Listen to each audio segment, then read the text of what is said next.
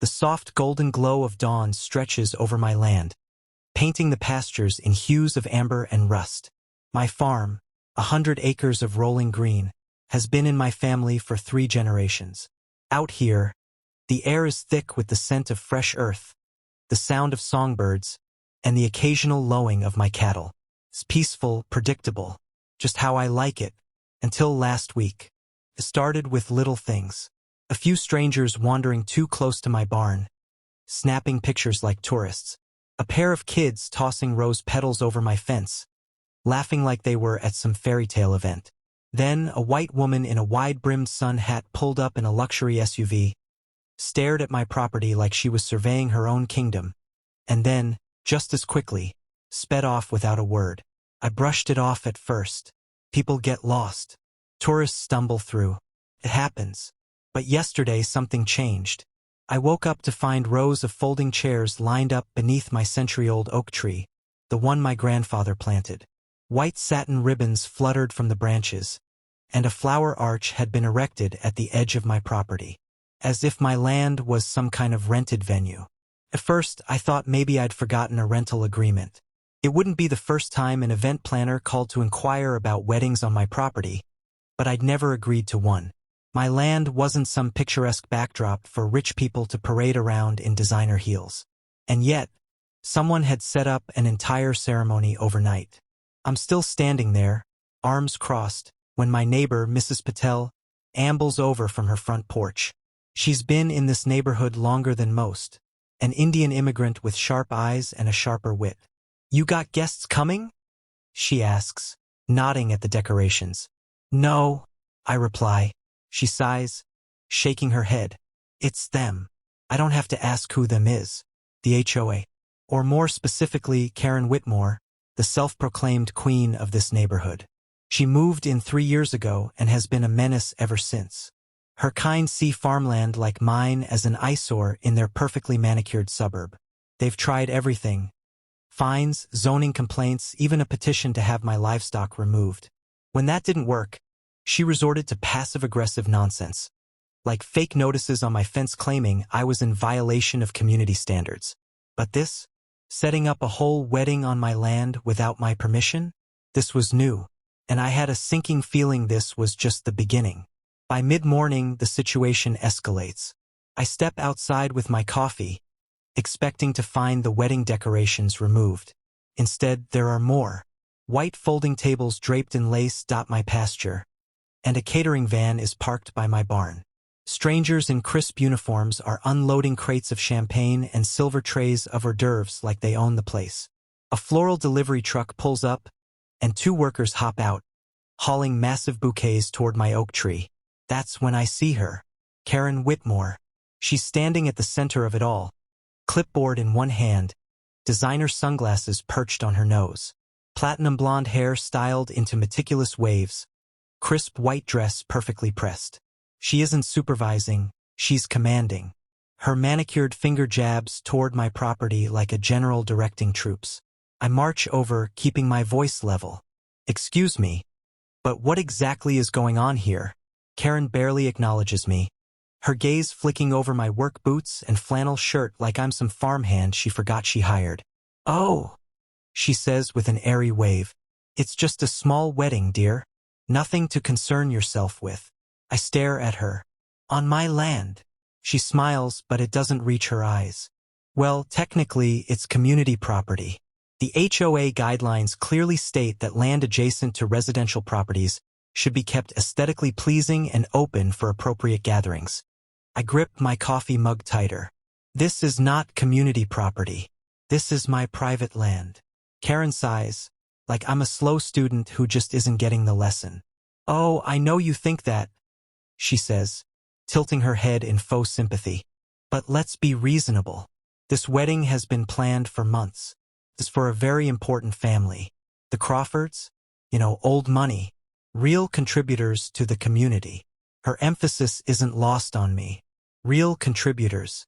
Old money. Not me. Not the black farmer whose family has owned this land for generations. I scan the growing chaos. Workers hammering stakes into my ground. A catering team setting up tables. A DJ testing speakers. I grit my teeth. You never asked for my permission. Karen laughs, light and artificial. Oh, don't be so dramatic. Just one day. And honestly, she lowers her voice, her smile tightening. It's not like you were using this land for anything important. My blood runs hot, but I keep my face neutral. Not using it for anything important. My cattle graze here. My family built a life here. But to her, it's just an empty canvas for her rich friend's spectacle. She pats my arm like we're co-conspirators in some harmless joke. I knew you'd be reasonable. Now, if you'll excuse me, I need to check on the caterers. She turns away, dismissing me entirely. That's when I realize this isn't a misunderstanding. This is a power play, and Karen thinks she's already won. I don't move. I don't blink. I just stand there, watching as Karen sachets off, barking orders like a dictator surveying her empire. A few workers glance at me, hesitant, but when Karen snaps her fingers, they get back to work. This isn't just arrogance. This is deliberate. I pull out my phone and start recording. Hey! I call to the catering crew. You guys have a permit to be here? The head caterer, a middle-aged man in a chef's coat, frowns. I was told this was approved by the HOA. Mrs. Whitmore handled everything. Of course, she did. I turn my camera toward Karen. Hey, Karen, where's your permit? She spins, feigning innocence. Oh, don't be ridiculous. We don't need a permit for a private event. This isn't private property. It's my land. Karen exhales dramatically, like I'm a toddler throwing a tantrum. I already told you, the HOA has jurisdiction over communal areas. You really should read the guidelines before making a scene. I step closer. Karen, this isn't some HOA sidewalk. This is privately owned farmland. And if you don't pack this up in the next 10 minutes, I'll be calling the sheriff. The mask slips. For a brief second, her carefully curated calm cracks. A flicker of frustration. Then there it is. The look. The one I've seen 1,000 times. The one that says, "How dare you talk to me like that?" Karen lowers her sunglasses. Listen, she says, voice saccharine but laced with steel. I understand that you people can be territorial, but let's not turn this into something ugly. The Crawfords are well-connected. Powerful. She steps closer, her smile all venom. You really want to make enemies over this? My grip tightens on my phone. You people. I'm about to respond when I hear a voice behind me. Everything okay here?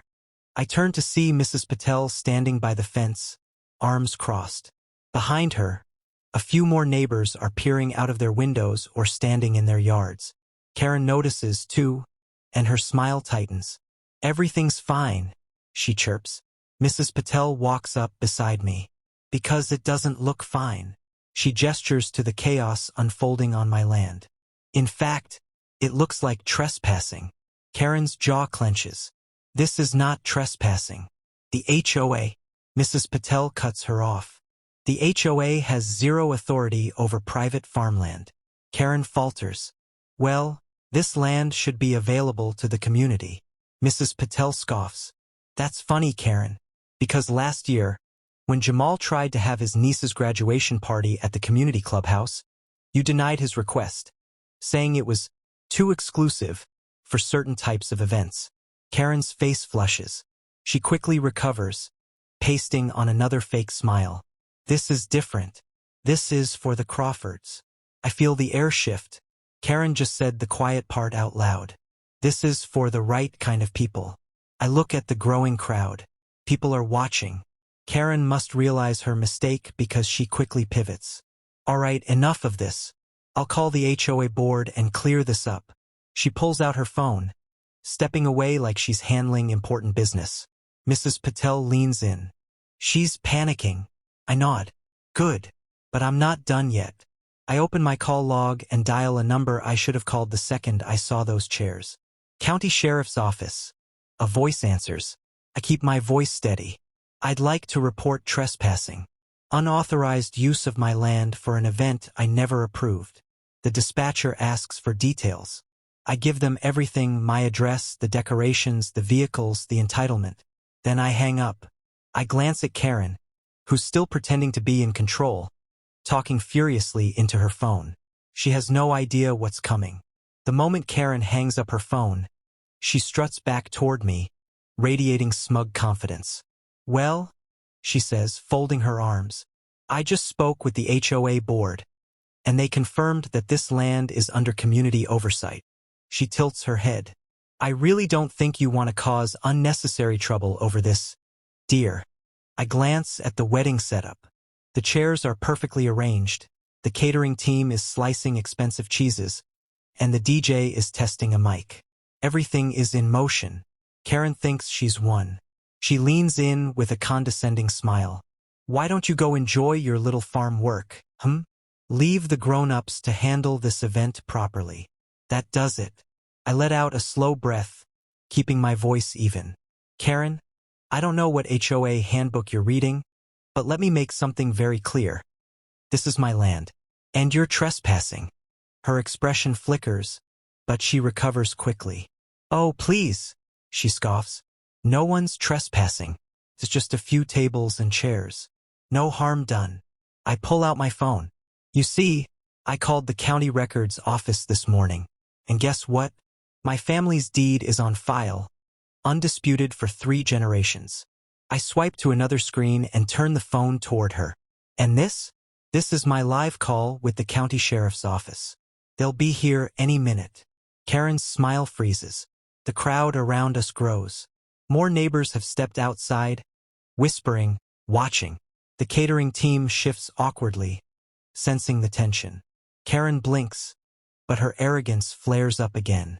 "You're being unreasonable," she hisses. "Do you have any idea who you're dealing with? The Crawfords are on the board of 3 major charities. They donate to politicians." I cut her off. "I don't care if they fund the space program." My voice is sharp now. "They have no right to be on my property without permission. And neither do you." A car engine rumbles in the distance. Then another. Karen follows my gaze just as 2 sheriff's patrol vehicles roll up my driveway. The wedding guests, some of whom had started arriving early, stiffen as uniformed deputies step out. One of them, a tall black officer named Deputy Harris, adjusts his belt and approaches. "We got a report about unauthorized use of private land," he says, scanning the crowd. His eyes land on me. "You the property owner?" "Yes," I say firmly. Karen cuts in before I can continue. "Officer, there's been a misunderstanding." She flashes a wide, fake smile.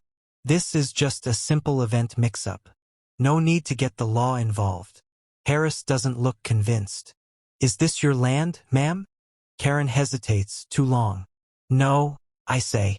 "It's mine, and she's been using it without my permission." I gesture around. "The decorations, the catering, the setup. You think this just appeared overnight?" Deputy Harris turns to Karen. "Ma'am, do you have written permission from the property owner?" Karen swallows. "Well, no, but the HOA." Harris shakes his head. "The HOA doesn't override county property laws. This land belongs to him, and you are trespassing." The murmurs in the crowd grow louder. Karen's mask starts cracking. "This is insane," she sputters. "We've spent months planning this. The Crawfords deserve a beautiful wedding." She turns to me, her voice dripping venom. "You don't even use this land. Why are you being so difficult?" I smirk. "Oh, I do use it. In fact," I take a step closer, lowering my voice. "You know what's funny about farmland, Karen? It comes with livestock." Her face pales. "What?" I gesture toward the back pasture. "That gate over there leads straight to my cattle. And if I just happen to open it right now..."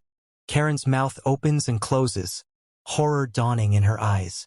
"You wouldn't." I raise a brow. "Wouldn't I?" Just then, a loud moo echoes across the field. I don't even have to do anything. My cows, sensing the noise and activity, are already inching closer. A few of them, curious, are nudging at the flower arch with their noses. The guests start backing up. The caterers freeze. Karen spins back to me. "You can't do this." "Oh, I can," I say, arms crossed. "And I will." She's about to scream when Deputy Harris steps in. "All right, ma'am. You have two options. Either you clear out now, or we start issuing citations for trespassing." Karen shakes her head, rage boiling beneath her skin. She turns to her guests, expecting support, but all she gets are a few awkward glances. The Crawfords, whoever they are, haven't even arrived yet. She's alone, and she knows it. Karen is shaking. Her carefully curated world, where she holds all the power, where her connections and privilege shield her from consequences, is crumbling in front of her. This is outrageous," she screeches, her voice going shrill. She whirls toward Deputy Harris, flinging out an accusatory finger. "You don't understand. He's the one causing trouble. He's threatening to release wild animals into a wedding." Deputy Harris doesn't even blink. "Livestock, ma'am. On his land." Karen's breath hitches. She realizes she has no argument, no way out, but she tries anyway. "This whole thing, this farmland, it shouldn't even be here." She spits, eyes darting from me to the growing crowd of neighbors. "It's an eyesore. You're lowering all of our property values. The HOA should have taken this land a long time ago." And just like that, she says too much. The hush that falls over the crowd is thick, suffocating. A few people shift uncomfortably. Others exchange glances, some even nodding, as if they knew all along what she really thought but never dared to say it aloud. Mrs. Patel steps forward, disgust curling her lip. "So that's what this is really about," she says. "You don't think he belongs here. You don't think his farm belongs here. And you thought you could just take it." Karen stiffens. "That's not. I didn't." But before she can scramble to fix her mistake, another car pulls into my driveway. Not a sheriff's car. A sleek black SUV with tinted windows. The crowd parts as a tall woman in a navy blue suit steps out, her heels clicking against the dirt driveway. She's flanked by two men in crisp button-ups, their faces unreadable. Karen sees them and instantly pales. Oh my God." The woman adjusts her blazer and steps forward, addressing Deputy Harris first. "I'm Valerie King, County Zoning and Property Enforcement." She pulls out a leather badge wallet, flips it open, then glances at me. "You're the property owner?" "Yes." She nods, already flipping through her phone. "I received multiple complaints this morning about an unauthorized event taking place here." She looks up, her expression sharp. "And it seems those complaints were very well-founded." Karen is frozen in place, but I see the sweat beating at her temple. Mrs. King turns toward her. "Mrs. Whitmore," she says coolly. "We've spoken before, haven't we?" Karen sways slightly. Aye. Mrs. King doesn't wait for her to recover. She lifts her phone and presses play. The audio that blasts from the speaker is crystal clear. Karen's voice, dripping with condescension. "We don't need his permission. He doesn't even deserve this land. The HOA is handling it. Just make sure everything is set up before noon." The recording ends. Silence. Then, like a dam breaking, the murmurs start. "She planned this?" Someone whispers. "She knew it was illegal. She was gonna steal his land?" Karen looks like she's about to faint. Her mouth moves, but no sound comes out. Mrs. King's expression hardens. "I have dozens of reports against you, Mrs. Whitmore, regarding zoning violations, illegal property claims, and falsifying HOA authority." She takes a step closer, her presence towering over Karen. "And now, with this recording, you've openly admitted to attempting to seize private land under false pretenses." Karen's eyes dart around, searching for help, but no one moves. The guests are wide-eyed. The catering staff is already packing up, and even the most loyal HOA members look like they'd rather disappear than be associated with her right now. She has nowhere to run. I was misinformed," she gasps, grasping at straws. "I thought we had permission. I was just trying to." "Oh, cut the act, Karen." Mrs. Patel folds her arms. "You've been trying to push him off this land since the day he moved in." Karen clenches her fists, her entire body trembling. Then suddenly she snaps. "You don't understand," she shrieks. This neighborhood was perfect before. It was exclusive. And then he shows up with his tractors and his animals and she stops herself, but it's too late. The damage is done. Mrs. King exhales slowly. Deputy Harris nods. Karen Whitmore, you're officially being cited for trespassing, attempted land fraud, and property damage. He pulls out a small citation pad. You'll be facing several fines, and depending on further investigation, possible criminal charges. Karen's hands fly to her mouth. No, you can't. I run this HOA. You can't do this to me. Mrs. King gives her a level stare. Actually, I can. She turns to the officers. And while you're at it, I'll be filing an injunction against all HOA board decisions she's made in the past year. We'll be conducting a full audit of her practices. Karen stumbles backward. The weight of her downfall is crashing over her, and she's drowning in it.